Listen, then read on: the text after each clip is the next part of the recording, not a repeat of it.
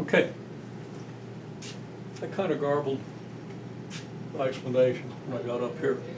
My explanation of what we have down here, I thought was fairly good. But to summarize it again, we got a sound source and a large room, huge room, where we can't even hear the reflections off the walls of the sounds, and a source in the middle of the room. Sound will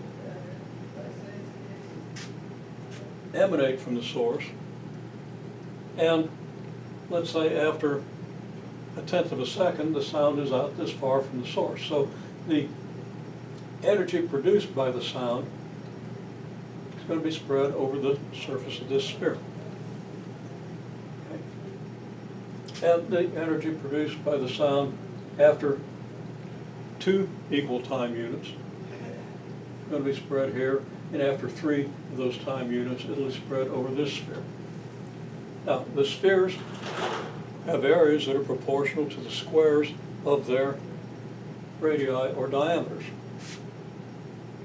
So that this sphere has 4 times the area of this one, this sphere has 9 times the area of this one.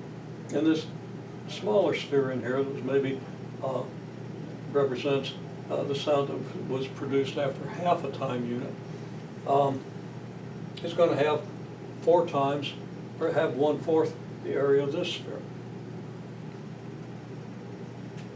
And you can just go to the table for your basic squaring function and see those numbers.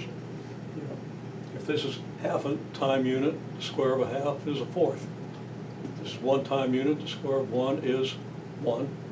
If this is 2 time units, the square of 2 is 4, and 3 time units, the square of 3 would be 9. Now the sound is spread out over these spheres. So if you're standing here, the sound is spread out over a sphere that has 1/4 the area of this sphere. So you're going to hear a sound that's got 4 times the energy, the intensity, the power per unit of area of the sound here. And if you're out here, it's going to be 1/9 as great as the sound you would hear here at this point. Okay, so sound spreads out over concentric spheres. It turns out then that if the spheres increase in area proportional to the square of the distance, then the intensity of the sound you hear changes with the reciprocal square of your distance from the source. Okay, so power is, or the intensity is power divided by the area of the sphere. The power of the speaker in watts, which is energy per unit of time, divided by the square of, well, divided by square meters, which is the unit in which we might choose to calculate the areas of these spheres. Okay, now we have this graph here, and this graph is going to represent your perception of the sound versus its intensity in watts per square meter. Just take the wattage of the speaker and divide by the square meter, by the number of square meters in the sphere at that distance. And you don't have to do that. I'm not going to ask you to do all that on the test, but you want to get an idea of what all this means. Okay, so on the first sphere, the intensity of the sound is going to be 9 times as great as it is on the third sphere. And it's going to be 4 times as great as what you get on the second sphere. So the intensity on the third sphere would be represented here on the intensity axis. Intensity in the second sphere would be represented here on the intensity axis. Now you have a perception. Let's say you're walking from the third sphere toward the speaker. Okay? You have a certain perception of the sound on the third sphere.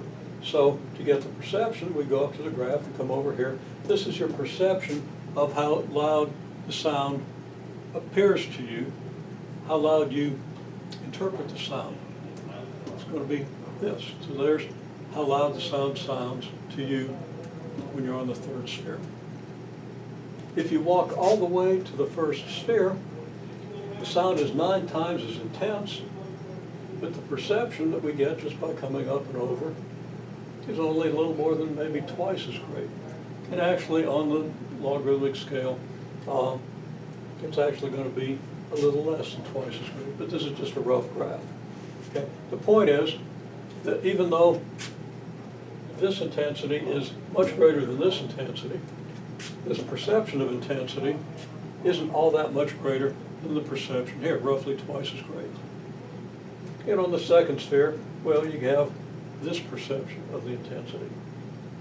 Okay, well, that's the idea of a logarithmic scale, and the advantage to this is that we can move in closer and closer and closer. If we get into a very small, like our ears right next to the speaker, we might be out at thousands of times the intensity as we'd be here. If we get 10 times closer, we're going to have 1,000 times the intensity. Okay, well, the graph doesn't go that far, but if it does, if we go out to 1,000 times the intensity, the perception is only going to be up about here, because this graph gets almost flat, never does flatten out. Okay, and remember, this curve is a curve that gets steep very, well, if you flip this curve around to the curve of the exponential function, it gets steep very, very rapidly, which means this curve gets shallow as you go out along here. It has very little slope, so that you don't get a whole lot of perception even if you have 1,000 times the intensity. So if your ear's comfortable here, it might still be comfortable in here where you got like 10,000 times the intensity. A factor of 10,000 is not much for our hearing. A healthy ear in a young child, before sounds start deteriorating our hearing, that child can hear a sound without hurting his ears. It's 1 trillion times as great as the smallest sound he or she can perceive. So logarithmic scale is very useful for talking about